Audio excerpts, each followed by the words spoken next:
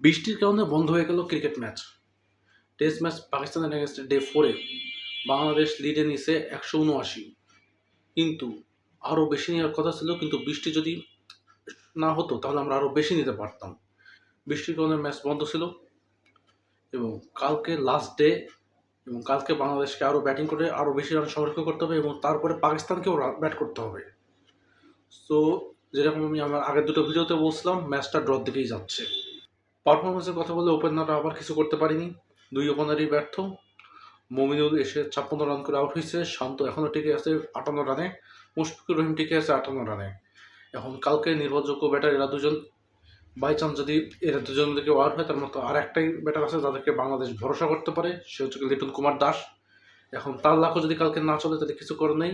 এমনিতেও কালকে last day এবং কালকে ম্যাচটা ওয়ান ডেও না, T20 ভেবে খেলতে হবে, কারণ তারপর আবার পাকিস্তানেরও ব্যাট করতে হবে। পাকিস্তান যদি মনে করে তারা রানটা চেস করতে পারবে, তাহলে তারা সেভাবে অ্যাটাকিং মোডে ব্যাট করবে, এবং তারা যদি অ্যাটাকিং মোডে ব্যাট করে তাহলেই তাদেরকে আউট করা সম্ভব, নাহলে সম্ভব না, নাহলে তারা ড্র করার জন্যই খেলবে। বৃষ্টি হওয়ার সম্ভাবনা কালকেও আছে, এবং কালকে যদি বৃষ্টি হয় ম্যাচটা নিশ্চিত ড্র হচ্ছে। এবং এখান থেকে বাংলাদেশ কি করতে পারে?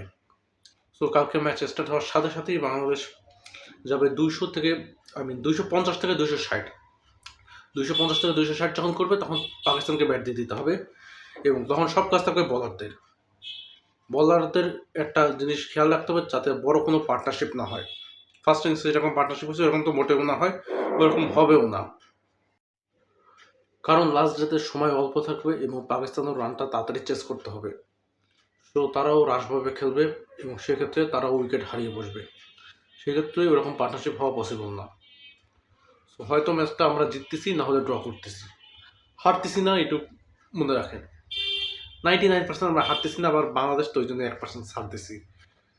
সো গাইজ, আজকের ভিডিওটা পর্যন্ত, আশা করি ভালো লাগছে। ভালো লাগলে অবশ্যই এটা লাইক করে দেবেন, চ্যানেলটাকে সাবস্ক্রাইব করে দেবেন। Thank you so much for watching.